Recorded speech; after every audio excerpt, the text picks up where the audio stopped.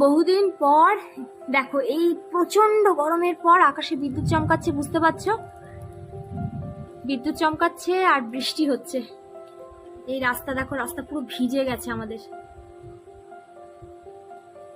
এইটা অপেক্ষা করছিলাম, অনেক দিন অপেক্ষা করছিলাম।